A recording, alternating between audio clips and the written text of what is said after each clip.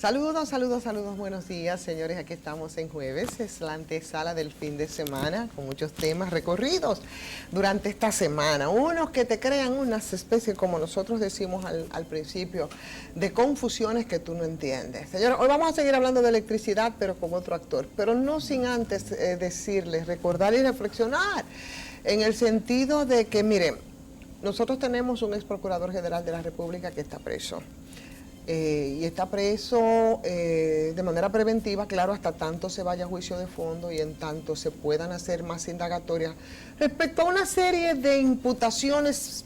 Indiscutiblemente la más importante tiene que ver con el tema de la Nueva Victoria, con sobrevaluaciones probables, según se ha dicho, con vicios de construcción que han llevado incluso a que Jenny Berenice diga que hay que volver a reconstruir una buena área y eso significa más inversión. Todo eso se ha dicho y se ha armado todo un reperpero, claro está, respecto a las empresas que tuvieron la responsabilidad de esa construcción, y dentro de esas empresas hay una que es nada más y nada menos que del ministro, o por lo menos de la familia del ministro de la presidencia, el tercero más importante, ¿verdad?, dentro del poder. Y eso ha sido todo un tema. ¿Por qué? Porque, bueno, tratándose de una persona que es parte de este gobierno y con un Ministerio Público Independiente que ha documentado y ha dicho que con el caso de la Nueva Victoria, señores, hay situaciones que habrá que indagar y que explicar. Y el asunto viene a cuento porque justamente veía yo en el día de ayer al señor Lisandro Macarrulla en una entrevista que decía que, si bien es cierto, esas empresas no son manejadas por él en este momento, sino por sus hijos, sí son empresas de la familia. Y por supuesto que tú participar en una licitación, eso no es ningún problema, eso no es cuestionable. Ahora, lo que es cuestionable son algunos manejos que se dan y que habría que demostrar. Pero decía que todo el proceso en el que ellos habían participado ha sido como manda la ley. O sea que la verdad, eso, cuando hablaba en principio de las confusiones que esto genera, tiene que ver precisamente con lo dicho por el Ministerio Público respecto a ese caso, a otros, pero fundamentalmente a ese caso, tanto así que ha enviado incluso a la cárcel a un ex procurador general de la República. Y cuando ves lo dicho por el ministro de la Presidencia de que todo se hizo como manda la ley, tú llegas a la conclusión de que alguien miente. Entonces, ¿quién miente? El Ministerio Público, en este caso el manejo de Jan Alain, ex procurador general de la República, o el ministro de la Presidencia. Yo creo que eso hay que aclararlo, para que todo quede, señores, como debe de ser. Y, por supuesto, las amenazas de demanda del ministro de la Presidencia no se quedaron, desde un principio lo ha dicho, y creo que simplemente genera muchas confusiones en el sentido de que parece que no sabe separar lo que son las funciones públicas de las privadas, en el caso del ministro de la Presidencia. Cuando usted es funcionario, usted tiene que entender que las funciones públicas no se manejan como las funciones privadas. Y que va a estar siempre en el ojo del huracán, porque desde esas funciones usted maneja fondos públicos. Nadie está cuestionando la transparencia, la opacidad de esto, pero siempre estar ahí, y tiene que entender que las críticas van a llegar, van a venir, y que va a haber que dar explicaciones. Entonces, de eso se trata. Dicho esto, déjame saludar a mi querido Raúl Cabrera, que hoy, bueno, tengo el privilegio de conversar con él en este punto crítico. Raúl, tenemos muchos puntos críticos que identificar contigo. ¿Cómo estás? Muchos puntos. Muy bien, gracias a Dios. Muy buenos días a todos los televidentes que están sintonizando en este momento el canal. Raúl, ayer nosotros tuvimos una conversación aquí, tratamos mucho el tema eléctrico, obviamente, y tuvimos una conversación bastante amplia con Bernardo Castellano. Mi amigo. Que no quite el dedo del renglón. Sí. De verdad que no. No quita el dedo del renglón, sí. Y tiene unas posiciones muy críticas respecto a cómo ha estado actuando el Ministerio de Energía y Minas. Pero nos detuvimos en un punto que tiene que ver con Manzanillo y con las termoeléctricas que se quieren construir ahí. Y por supuesto que quisimos hablar contigo por razones que vamos a explicar. En este caso, hay mucha opacidad respecto al caso de Manzanillo, porque en aras de un poco querer manifestar una transparencia que a muchos nos pone a dudar, desde el ministerio se había dicho que habían, en principio, cuando ellos pusieron, por supuesto, sobre la mesa la licitación, y dentro de lo que habían una serie de ¿cómo te digo? Habían una serie de trabas, yo diría que trabas, para los que quisieran ser parte de esto, con el cobro, por ejemplo, de los $5,000, que yo, la verdad, de esto no sé, pero no sabía que para tú simplemente tener acceso a la documentación, tú tenías que pagar cifras tan extraordinarias. Eso como punto de partida. Después te hablaron de 60 oferentes o interesados, eso se redujeron a 16, de esos 16 quedaron en 12 y uno no sabe realmente cómo es que se ha estado manejando la cosa, y por supuesto que revolotea mucho y nos hace pensar en Punta Catalina, del que usted fue un actor extraordinario con aquello del consorcio dominico-chino, que incluso terminó en los tribunales, Raúl. Dicho esto, me encantaría que tú nos dijeras, nos arrojaras un poco de luz, por lo menos tu lectura respecto a todo ese proceso. Bueno, comenzando por lo último que tú hablaste sobre Punta Catalina y el proceso legal que nosotros tenemos desde el 2013, que venimos luchando con respecto a este caso. Hemos estado en los tribunales desde ese tiempo hasta la fecha. Nosotros no nos hemos parado. En los primeros años, 2014, 2013, 2015, estuvimos muy activos en los medios de comunicación, en algunos de los medios de comunicación, porque nadie quería recibirnos en esos tiempos, nadie nos oía, solamente cuando depositábamos alguna querella en la Suprema o en la Fiscalía o en el tribunal, a veces los periodistas nos abordaban y nos entrevistaban. Estamos hablando desde antes que estallara el lío allá en Brasil y que Odebrecht admitiera que ellos eran una empresa delincuente. Sí, sí. Y ustedes ya como parte de los que estaban ofertando, de los que estaban dentro de la tómbola en ese proceso de licitación de las Catalinas. Correcto, porque ya eso fue en el 2016. Ya habíamos pasado 13, 14, pero en 13 y 14 no fue un tiempo fuerte, duro para nosotros, porque estábamos solos en el desierto. Nada más era el abogado y yo que íbamos a los tribunales, y luego de eso hubieron varios abogados que tuvimos nosotros que cambiarlo hasta que nos topamos con Ángel Moreta, que fue que nos llevó el caso hasta el final, y Ángel Moreta luchábamos, era diario, nadie no quería, nadie entendía ni querían, lo que se burlaban. Inclusive hubieron muchísimos de los programas en ese tiempo, de lo que le llamaban después bocina, que en ese tiempo comenzaba la bocina a funcionar, pero no estaban tan declarados como en los 2016, por ahí 15. Ellos no enfrentaban, pero ellos, como en ese tiempo la gente no lo tenía tan identificado, lo que salían era defendiendo siempre cosas indefendibles, porque hasta hubo uno que nos decía a nosotros, que está en El Sol de la Mañana, que de la gente que dirige ese programa, decía esos chinitos así despectivamente, esos chinitos que quieren venir a un 2x1, a dar un proyecto de esa magnitud, y esos chinitos que aguantan. Y la todopoderosa Odebrecht en el medio, sí, imagínese usted. Y nos ponía a nosotros como demasiado inferiores.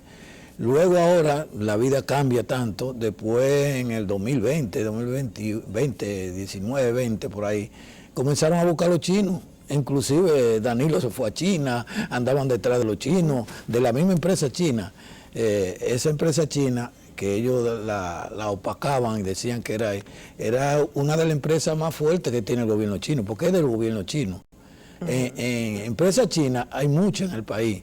Hay muchas empresas chinas que son de Estados Unidos, que son chinas, pero que son de Estados Unidos, de Perú, de muchos países. Pero esta no es una empresa del gobierno chino, que vino con un objetivo aquí. Que era que estaba asociada entonces con empresarios de aquí, en este caso correcto, contigo y con Manuel Sebastián, sí, que eran los que estaban en ese momento. Sí, con el consorcio IMPEC. Con el consorcio IMPEC, exactamente. Entonces, bueno, para no seguir alargando el tema, nosotros pasamos muchísimas vicisitudes hasta que después de se talló el problema de Dilma Rousseff, que nosotros le mandamos una comunicación que ella nos pidió, y ahí comenzó a venir de fuera informaciones a República Dominicana y a ponerle más oído y a querer saber del caso.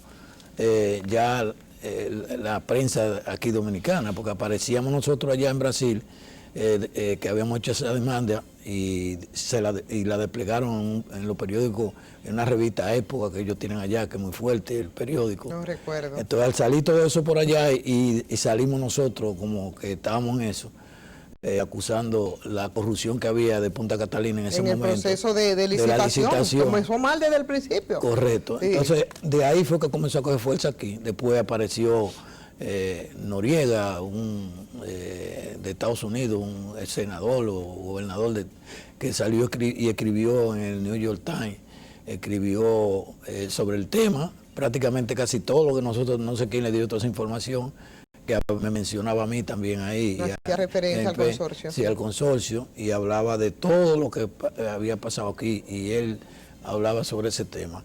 Después vino también el Miami Herald, que vino aquí y me hizo una entrevista. Entonces de ahí para adelante fue que nosotros comenzamos a la gente querer entender y oírnos, de que interesarse de que el caso era bastante delicado. Ahora con el tiempo ya la gente se ha dado cuenta que realmente ahí lo que había una corrupción grandísima. Claro. En ese momento eran 2.400 millones de dólares, violaron todos los términos de la licitación. Y los medios mantenían una actitud bastante renuente, ¿no? Sí. Yo puedo recordarlo perfectamente, que en ese tiempo manejaba el caso a través de algunos medios digitales en lo que trabajaba. Correcto. Y la verdad era que no, era un pleito para que se pudiera conocer. En esos tiempos, cuando comenzamos, yo a ti te tengo mucho agradecimiento porque fuiste de la primera que nos diste apoyo. O sea, cuando nadie hablaba de eso, tú nos apoyabas sin nosotros haber hablado, porque nosotros en esos tiempos ni nos juntábamos, pero tú llevabas el caso bastante bien. Por el programa que tú tenías en la mañana y por el periódico digital. Y luego Enrique de León, que apareció con el problema del cambio climático, que también eso nos reforzó. Que era parte de todo lo que se había planteado. Eso nos reforzó bastante a nosotros, pero fue una lucha fuerte. Y ahora realmente nos dieron, yo recuerdo que nos dieron una medida. Sí. Porque el asunto es, Raúl, y eso para ver por dónde vamos con esto, lo que queremos dejar claro es que lo de Punta Catalina no es todos los traspiés que se dio y que se ha dado en el tiempo, y que ahora esa planta que ustedes, la oferta no llegaba a los 1.000 millones, me parece. 900 millones. 900 millones. Está por casi cerca de los 4.000 millones, cuando de lo que se habló entonces en ese momento era 2.040 millones, y que después el involucramiento muy directo del presidente de la República entonces, Danilo Medina, consiguió que se bajaran, es así, los 100 millones, y entonces después... Bueno, había una condición que para ir al Congreso no podía pasar, me parece que de los 1.500 millones. Porque eso fue aprobado. Yo no entiendo, este país yo no lo entiendo. Claro, oye, el gobierno, antes del llamado a la licitación, aprueba por el Congreso, porque no fue que lo aprobó y que dos gente en un escritorio, no, el Congreso lo aprueba, que esas plantas no podían costar más de 1.500 millones de dólares las dos plantas.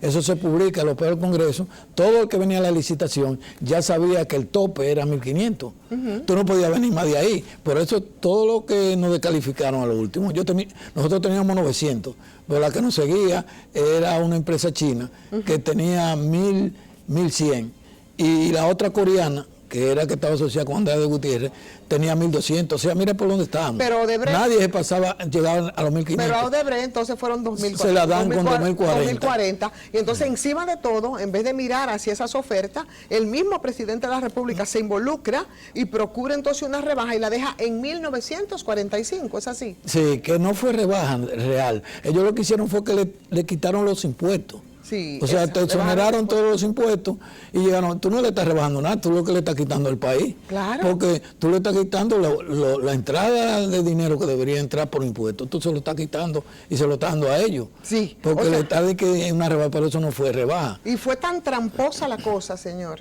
fue tan tramposa la cosa que mira dónde llegan, entonces ya se han violado muchos procedimientos sin contar todo lo que fue el año de retraso porque iba a ser en unos terrenos que después no fueron y lo cambiaron. Y lo cambiaron para uno de los para favorecer a Odebrecht y a la misma gente de los terrenos. Que eran los Vicini, porque no vamos a decirlo por su nombre. No, que eran los dueños de los terrenos. Eran dueños ellos. De los terrenos. Yo no sé si tú recuerdas que nosotros hicimos una denuncia que en el 2009, la licitación fue en el 2012. Exacto. 13.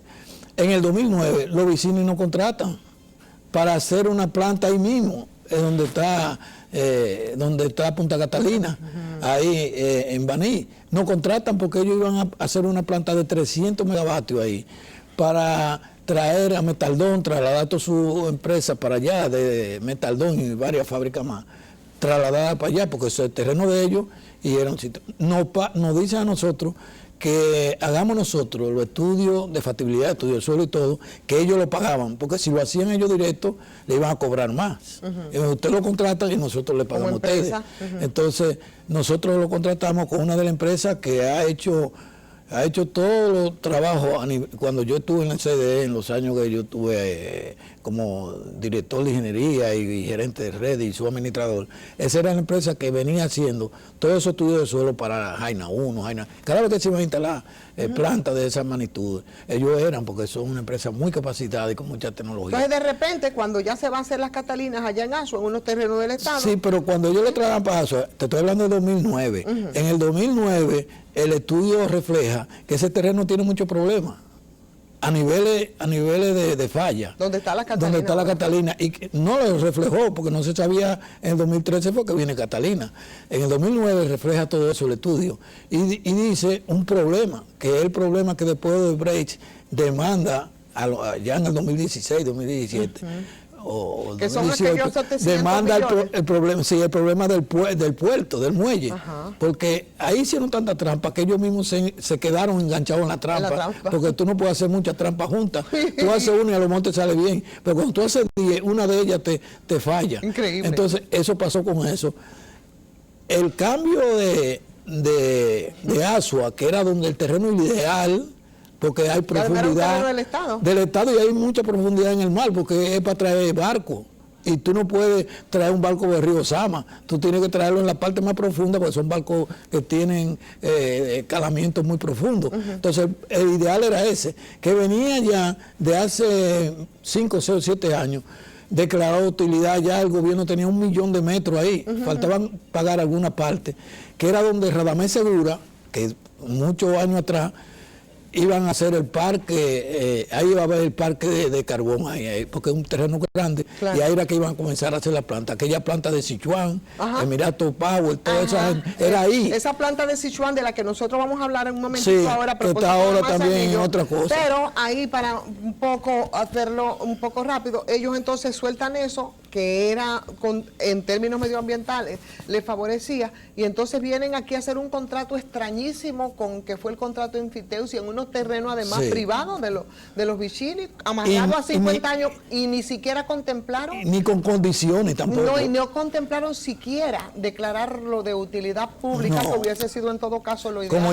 declararon lo de Asua. Es que lo que queremos que ustedes vean, señores, los enredos de Punta Catalina, desde un principio, porque el asunto no es lo que se vio después, no, es que desde un principio. Eso comenzó enredado, pero todo fue por el afán que tenían de sacar dinero para la reelección, porque los 2.040 millones de dólares, ellos estaban claros de que eso no costaba eso, el gobierno. Claro. En esos momentos, y todos ellos sabían que eso no costaba. Y favorecer a Odebrecht con lo que después salieron. Después, con todo el tiempo, 4, 5, 6 años, se vio por qué era. Era que Odebrecht te decía a ti, ok, tú quieres 2040, ok, yo firmo por 2040, porque ellos piden 1.000 millones, entonces, ok, te la vamos a subir a 2040. Entonces, como tú me vas a dar 1.000 millones a mí, yo sé que te voy a aprobar, y yo sé que contigo yo estoy negociando, pues yo te apruebo el monto que tú quieras. Eso le dio tanto sentido a que ellos eliminaron a todo el mundo y terminaron entonces con un oferente virtual. Venimos ahora, Raúl. Y violando todo. Absolutamente. Señores, regresamos de una vez. Bueno, señores, aquí estamos. El periplo de Punta Catalina, que no fue poca cosa, Raúl, y que todavía eso se mantiene en los tribunales. Nosotros lo dejábamos en ese oferente y todo lo que se hizo, que no era una forma nada más de favorecer a Odebrecht cuando no cumplía, de verdad no cumplía técnicamente con los requisitos, y después, porque no hay nada oculto bajo el sol. Misma yo publicaba entonces esa carta confidencial en la que la empresa, que era la que hacía la evaluación técnica, Stanley Consulting, decía en una carta que le enviaba a Rubén Jerjes Jiménez Bichara, ¿verdad? Sí. Que yo pienso que en algún momento tendrán que preguntarle cosas a ese señor. Pero de manera confidencial le decía que no cumplía, que no calificaba, que Odebrecht no calificaba. Pero fue la misma Stanley Consulting que después entonces, eso fue confidencial, públicamente dijo lo contrario, pero igual Rubén Bichara se cayó. Pero está la carta escrita de ellos y firmada, que no es que alguien lo ha dicho. Y este señor se cayó en una complicidad, señores, que lo que hacía era atentar contra los recursos de todos nosotros, pero el asunto no quedó ahí, ¿no, Raúl? Sí. No, el asunto no quedó ahí porque cuando tú ves que Stanley Consulting da esa comunicación, una empresa que ellos se jactaban de decir que tiene 100 años, ya tiene 100 y pico de años esa empresa, y decían que era muy seria, esa empresa la trajimos nosotros. Bichara la conoce, porque la trajimos con un financiamiento del Deutsche Bank, KfW, para una planta de Kentucky que se iba a instalar a comienzo del gobierno de Danilo Medina, que no se sabía nada de Punta Catalina, ni que iba a haber licitación de planta, de nada de eso. Después fue que vino eso. Y trajimos esa empresa, cuando estábamos discutiendo con el Deutsche Bank fue que la trajo, junto con Bichara, que hicimos la primera reunión, tenía el gobierno ya instalado, juramentado, como un mes o 2 meses, el gobierno de Danilo. Nos reunimos y hablamos de eso. Entonces ahí vino y presentamos Stanley Consulting, después hubo un problema, que no es muy largo hablar de ese problema y por qué vino el problema, que no se llegó a ninguna negociación con la planta de Kentucky. Pero resultó un poco delincuente el Stanley Consulting, porque si usted Delincuente no, esos son más que delincuentes, esos fueron los que encabezaron, hicieron esa carta diciendo que no calificaban esto. Pero después ellos fueron los que nos descalifican y ponen ganador a Odebrecht. No, y la ponderan. Entonces, si tú te imaginas, mira, si no somos pendejos ni locos, y excusa más esa expresión, si no somos locos, tú sabes que hay algún manejo. Para tú cambiar una empresa de esa naturaleza, que diga una cosa y que después salga con otra, ahí hubo un manejo de mucho dinero, porque nadie hace favores así y más de esa naturaleza, de ese tamaño. Bueno, volviendo al tema de atrás que ahorita decía, nosotros entonces conseguimos primero una medida cautelar que nunca se respetó, que fue la primera que nos dieron para parar Punta Catalina. Exacto. En ese tiempo. Así es. Que Bichara se regó y se volvió un león. Y se burló. En los periódicos salió, hasta dijo que eso no lo paraba ni Dios, porque eso fue un fallo del tribunal que mandaba parar la planta con la medida cautelar que nos dieron. Y él, con la prepotencia que tenía, y como eran todos ellos, que pensaban que nunca iban a salir del poder y que ellos eran dueños del país, dueños de todo, y que el dinero del pueblo era de ellos, él salió diciendo que eso no lo paraba ni Dios, y dijo barbaridades. Eso lo criticaron mucho, pero siempre la cosa, como ellos tenían más del lado favorable de toda la prensa, periódico y todo el mundo eran del lado de ellos. No había esa crítica. Pues eso lo taparon prácticamente. Y violaron las disposiciones de la justicia. Correcto. Claro. Entonces, ya para finalizar la pregunta que fue la que tú me hiciste. En el momento, ¿cuál es la situación entonces para terminar ahí con eso en el momento, y todo? En el momento es que en octubre del 2019, en agosto, septiembre del 2019, nos dieron un fallo a favor, que fue el segundo, desde el 2013 hasta el 2019, nos dio un fallo a favor, y Odebrecht en octubre del 2019 apeló la sentencia. Hizo su apelación al fallo ese que dio infavorable, entonces a la Suprema. La Suprema ahora, el 30 de junio, desde el 2019 hasta ahora, el 2021, el 30 de junio, conoció el caso y estamos esperando el fallo, pero lo conoció ahora el 30 de junio. Pero mira, esperamos que ese fallo siga siendo favorable, porque el que nos dieron anterior a eso, que ellos apelaron, le tumba todos los argumentos que ellos tenían de manejo entre la justicia, porque también manejaban la justicia, claro, entre el manejo de la justicia y el manejo que tenían ellos a nivel de la empresa de la eléctrica. O sea, que miren ustedes por dónde va todavía el asunto. Eso fue desde todo el proceso de licitación de ese consorcio, que todos fueron, bueno, maltratados, y ellos demandaron.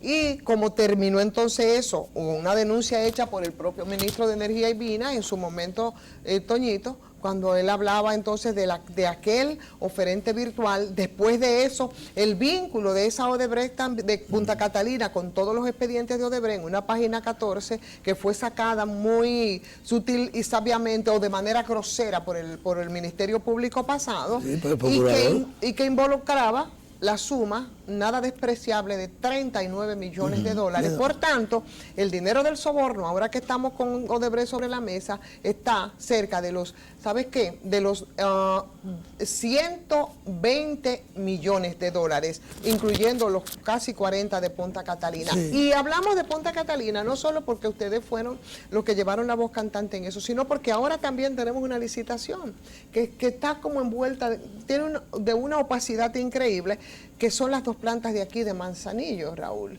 Y entonces había una propuesta antes, que era la Sichuan, que había sido incluso había licitado y había sido aprobado. ¿Es así? Sí, así mismo va bien. Correcto. Y hay también otra instancia que no entendemos, ayer lo tratábamos un poco con Bernardo, qué es lo que pasaría en ese caso. Pero sobre todo, ¿cuál es el afán y la insistencia con esta licitación y con unos oferentes que igual nadie conoce, y que de 60 te pasa 16 y de ahí te pasa 12, y yo me asusto? Digo, pero cuidado si van a terminar con uno virtual como terminaron en Punta Catalina, Raúl, y como yo sé que igual tienes una propuesta también para esa zona, por eso quería que me hablaras entonces de esto en la comparación con lo que pasó antes. Sí, nosotros nos sorprendimos también con el llamado a esa licitación de las dos plantas de 800 megavatios en Manzanillo con la terminal. Nosotros nos sorprendimos porque realmente ahí hay muchos problemas que son prácticamente difíciles de entender. ¿Por qué son difíciles de entender esos problemas? Porque Manzanillo tenía, y ahora nos dimos cuenta con estos problemas de esta licitación, tiene una cantidad siempre ha tenido Manzanillo muchas empresas que han querido esa zona. ¿Por qué Manzanillo es una zona tan codiciada y apreciada para meter proyectos como de eso, de generación? Porque Manzanillo tiene un muelle con mucha profundidad, que es lo más importante, que era lo que hablábamos ahorita de lo que es Punta Catalina, que Catalina no hay profundidad, que el estudio eso fue lo que arrojó para los Vicini, y por eso ellos no hicieron la planta ahí. En el 2009, y en el 2013 se la venden al Estado para hacer una planta ahí, sabiendo que ellos no pudieron hacer. Sí, que no hay profundidad. Bueno, pues Manzanillo es un puerto bastante bueno. Cuando Radamés Segura, para comenzarte la historia desde el comienzo, cuando Radamés Segura declara, cuando la Sichuan, yo no sé si tú te acuerdas que eran 1.600 megavatios que iban a instalar a carbón, declara la licitación, era ahí en Manzanillo que se iba a hacer. Ahí viene la Sichuan, Mirato Power, muchísimas empresas, como siempre vienen. Luego, el pueblo de Manzanillo y la gente de Manzanillo y la gente de medio ambiente protestaron para que no se instalaran plantas de carbón ahí, porque le iba a hacer daño al puerto, porque iba a haber problemas con contaminación, porque hay un puerto turístico. Hablaron toda esa cuestión y se saca de ahí a Asua. Y ahí es que vienen que comprar el terreno de Asua, y que ahí era que se iba a hacer parque. ¿Qué sucede? Que ahora han pasado tiempo. Cuando el terremoto ese de Haití, yo participé con una empresa de Finlandia, que me buscó un gran amigo mío que fue administrador de CD, para que yo trabajara con él en eso. Iban a dar una ayuda a Haití. Entonces, en las discusiones que habían, pasaron como 2 meses después del terremoto, o 3, comenzaron a llegar una ayuda y después comenzaron a salir rumores de que se estaban cogiendo el dinero y lo que llegaba a Haití. Entonces, la gente de Finlandia lo que dijeron, mira, no, nosotros no vamos a entregar dinero así. Y buscaron a esa persona que fue administrador del CDE, y él me busca a mí para que yo trabaje con él eso y lo ayude en eso. Bueno, pues yo comencé a trabajar en eso.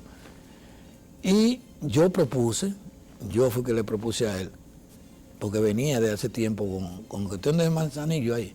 Mira, pero es bueno instalar una planta ahí, en Manzanillo, instalar ellos, o sea, Finlandia, la planta que querían donársela para Haití, instalarla en Manzanillo y llevar la energía de Manzanillo a Haití. Meterle una línea con una subestación de aquel lado de alta tensión, pero la planta se va a pertenecer a ellos, a Haití, pero va a estar en terreno de República Dominicana, porque con la ayuda que le iban a dar también ellos iban a favorecer de que podían venderle energía a República Dominicana. ¿Y entonces qué pasó con eso? Bueno, eso comenzó muy bien. Ellos estaban, la propuesta fue aceptada por Finlandia. Se encontró eso muy bien, porque yo decía que aquí esa planta iba a estar protegida, porque en Haití también ellos podían, después en cualquier lucha de eso que hacen y los líos que tienen, decían que podían hasta desmantelarla. Entonces después de eso, por los rumores que siguieron apareciendo del dinero que se perdía y de esto y que no había, Finlandia se retiró. Pero a mí se me quedó siempre la idea, porque ya yo había hecho el estudio, ya yo había hecho casi el proyecto. Entonces hacen una propuesta más adelante. Entonces luego pasa el tiempo y una empresa que está en Houston, Texas, te estoy hablando como 5 o 6 años, me llama de allá, uno que estuvo aquí, que fue presidente de Hualcila Dominicana, y nos conocimos aquí siendo yo su administrador, hicimos muy buenas relaciones, y me dijo, mira, ya él no estaba ya él estaba perteneciendo a Caterpillar, ya no pertenecía a Hualcila, y me dice, mira, me van a jubilar, pero yo quiero hacer un proyecto, porque tengo unos inversionistas fuertes que yo he tenido y he conseguido aquí en Estados Unidos, para hacer un proyecto en Santo Domingo. ¿Qué proyecto tú crees que podemos hacer bien? Entonces yo le planteé ese proyecto. Yo le dije, mira, Manzanillo tiene, ahí instalar una planta tiene varias condiciones. Primero, ¿consiguieron que se aprobara o cómo se agilizó No, eso? comenzamos así, ellos vinieron, vieron lo que yo le dije, le podemos vender energía, ya no era como antes, que era lo que había planteado Finlandia. Yo dije, esta es una planta como es propia, era una planta propia de ese grupo, ustedes le pueden vender energía, porque se nos acercó en ese tiempo. Todos esos hoteleros que estaban en Bávaro en esos tiempos, se nos acercaron cuando lo de Finlandia. Porque ellos decían que si metíamos esa planta ahí, metíamos energía para Haití, ellos hacían un negocio directo, como hicieron con Rolando González Buster, que le vendía la energía para comprarnos, para ellos instalarse en Haití, que ellos quieren instalarse ahí en la zona norte de Haití, que son de que Playa Virgen y está muy bien, pero no hay energía. Entonces nosotros, si ustedes hacemos un contrato directo, no para que les pague el gobierno de Haití, porque nadie quiere negociar directo con Haití, sino con nosotros, los hoteleros. Hacemos lo mismo que hicimos con Rolando, y lo hacemos con ustedes, con Rolando González Buster, que hacemos la negociación directa. El proyecto de Punta Cana, Macao, para que la gente sepa que es lo que una generación privada. Metemos todo, los hoteleros estamos de acuerdo, hacer todos esos hoteles en esa zona norte y le compramos la energía. Entonces eso mismo yo le planteé a esta empresa americana, porque eso se cayó por la cuestión que te dije de Finlandia. Pero había esa propuesta y le propuse eso, mira, se le puede vender y ustedes pueden negociar directo con esos hoteleros que están esperando que metan energía y ellos le van a comprar toda la energía de todos esos hoteles que ellos quieren instalar en esa parte norte de Haití. Pero tiene otra ventaja, yo le decía a la planta, aparte de que va a vender energía aquí al país, porque es para vender en el mercado spot, era para vender energía, también tiene otra ventaja, que puede meter los gasoductos para vender gas, porque es a gas natural la planta, vender gas y convertirla en gas natural a toda esa planta de Puerto Plata, que están esperando también alguien que le lleve. ¿Y qué pasó con eso, Raúl, para que avancemos ahí? Ellos les interesó el proyecto, por todas las cosas yo le dije, y comenzamos en eso. Conseguimos la concesión, llenamos una serie de requisitos, una serie de cuestiones, conseguimos la concesión por la Comisión de Energía, todo legal, se manejó todo y la tenemos ahí, estamos trabajando desde ese tiempo. ¿Esa se llama? Esa es Clean Energy Montecristi. Así que se llama la empresa que yo estoy con. ¿Para cuántos megas? Clean Energy Montecristi. Son 720, 730 megavatios. Ok. Y entonces, ¿a dónde queda la Sichuan? Espérate, ahora te voy a decir, nosotros conseguimos esa concesión, preparamos todo, hacemos estudios que tenemos aprobados por la transmisión, todos los estudios lo tenemos. Y estamos en el movimiento del financiamiento. ¿Qué pasa? Que cuando llaman a esta licitación, todo el mundo se sorprende. Y me sorprendo más porque aparece más gente que yo no sabía que tenían concesión ahí. Claro. Y aparece una empresa que pone una demanda en el Tribunal Superior Administrativo mandando para esa licitación. Entonces ahí ellos averiguan, pero hay otra que tiene Ángel Delgado. Ángel Delgado Malagón es el abogado de la Sichuan. De la Sichuan. Que ellos se llaman Consorcio Pepillo Salcedo. Pepillo Salcedo, exacto. Entonces ese Consorcio Pepillo Salcedo sale a los tribunales, pone de una vez, desde que salió la licitación. Sí, claro. Entonces se contactan, no, pero no somos nosotros solo, hay más. Nos llaman a nosotros. ¿Y qué pasó ahí? Y a Energía 2000. Hacemos una reunión, nos ponemos de acuerdo. Hay uno de ese grupo que habló con el presidente, con Luis, y dijeron, pero que ¿cómo llaman a la licitación? Y no sabía que había eso, según decía él. Que seguro que la sí reunión. que lo sabían. Entonces, no, pues que buscar una salida. Entonces, ¿la salida cuál era? Que supuestamente nos van a dar una parte de las dos plantas y se está pidiendo que se nos dé 400 megavatios más la terminal y los otros 400 megavatios que lo liciten, o que nos la den completa. Pero ellos están llamando a licitación no para 400 megavatios, sino para 800. Y estamos hablando del mismo caso que hablamos el día de ayer, sino para 800, y mira por pero un lío grande, porque tiene una cuestión, tiene un lío ahí grande, porque entonces ya se está manejando un acuerdo para eso, pero tú estás llamando 800 megavatios y además, con una terminal también. Entonces, perdón, Ivonne, pero no es solamente eso, que tú decías al comienzo algo. Yo también veo raro. Tú quieres inversionista, no le pongas trabas. ¿Para qué tú vas a cobrar $5,000? Exacto. Para darte unos papeles. Ábrela, que todo el que quiera venga y que participe. De que no, que es para restringir y que para que no entre en una empresa. Aquí eso llama mucha suspicacia y por eso hacíamos el símil con Punta Catalina. Raúl, tenemos que ir a la pausa ahora, pero vamos a volver sobre este tema, a ver si nosotros, por lo menos en los distintos escenarios, podemos desenmarañar y ver por dónde es que va la cosa, porque para algún lado tiene que ir, señores, toda esta opacidad. Venimos de una vez. Raúl, estamos de regreso y nosotros dejamos esto bien enmarañado, porque hablábamos del llamado a licitación, hablamos de lo que ellos habían planteado con ustedes, de dejarle 400 megas de las dos plantas, pero están llamando para los 800. ¿Para dónde que va esto? Y es un contrato a 15 años, ¿verdad? Sí. Sería un contrato a 15 años. Parece como que eso tienen que ponerlo claro, atención al presidente de la República.